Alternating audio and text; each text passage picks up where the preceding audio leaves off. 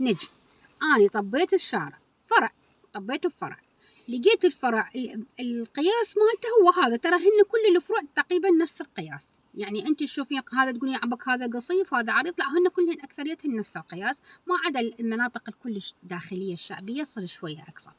دخلت بالفرع لقيت سيارات على الجانبين، الجانب الايمن والجانب الايسر، وبهالاثناء من دخلت لقيت سياره مقابلي همينه جاي. طيب بهالحالة شنو اللي أسوي؟ إذا أكو مجال على الجانب الأيمن أني آخذ اليمنى، على الجانب الأيمن أكو فراغ بين السيارتين، أني آخذ عليه اليمين وهو يطلع. في حالة أنه أكو مجال على اليسار هو ياخذ اليسار وأني أطلع. مال أني أقول مو هذا يسرى مجال خلي أروح على اليسرى، لا ما يصير. ليش؟ لأن أنا سايدي اليمنى إذا أخذت على اليسرى، مثلا خلينا نقول بين سيارة وسيارة أكو شوية فسحاية، أنا سيارتي ما راح تكفي تطبق لأن أنا جاية من اليمين لليسار، عرفتي؟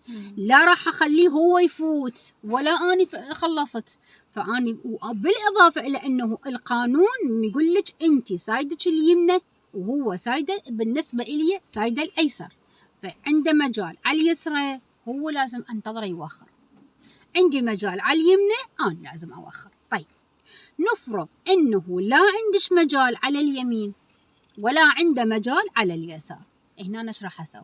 هنا راح نتعامل انا وياه على اقرب واحد للرجعه للشارع، نهايه الفرع اقرب واحد. انا كنت اقرب من عنده لنهايه الفرع انا ارجع له، هو اقرب الى لنهايه الفرع هو يرجع لي. طيب هم نجي احتمال الاخر، لو فرضنا انا وياه بالنص، المسافة اللي هو يرجعها والمسافة اللي أنا أرجعها نفس المسافة، هنا ايش راح يصير؟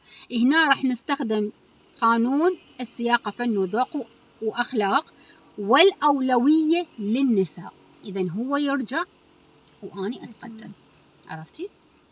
هذا بالنسبة إذا دخلت الفرع ولقيته من الجهتين اللي هو إن شاء الله باشر راح ندخل بيهن وراح نلقي سيارات من الجهتين. حتى أول شيء أنا حفظت القياسات مالتي شلون أحفظها بين هاي السيارة وبين هاي السيارة، هي تقريبا نفس اللي حكيناها بالبداية بالساحة. قلت لك تحسبين بين المراية مالتك شبر والمراية مال السيارة الواقفة شبر، وبين المرايتي وبين مرايته لازم شبر، يعني أنا أقول تقريبيا بيني وبين هاي السيارة اللي واقفة 3 أشبار. هذا شيء تقريبا ترى مو قانون ولا مسافة أكيدة 100%. وأرجع أقول لك لو فرضنا على السايد اليمين أكو سيارات لكن السايد اليسار ماكو سيارات والشارع كلش قصيف، أقدر أخذ شوية على اليسار.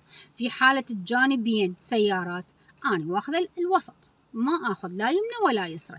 مرات مثلا تشوفين الشارع شوي يكون فارغ، يعني لا سيارات قدامك ولا سيارات جايه ورانا، فشو نسوي؟ الشارع نقدر ناخذ نوسطه، نقدر نوسطه، لكن ما امشي على اليسار، اليسار ابدا مو الي، فقط اليمين يكون الي بالفروع. حتى بالشارع العام يكون اليمين الي لما تكون السرعه مالتي اقل من المطلوب، عرفتي؟ لأنه السايد الأيسر دائما يكون للسرعة في الشارع العام، أما هنا لا، هنا السايد الأيسر للاتجاه المقابلي والسايد الأيمن يكون إلي لأن أنا اتجاهي لقدام، عرفتي؟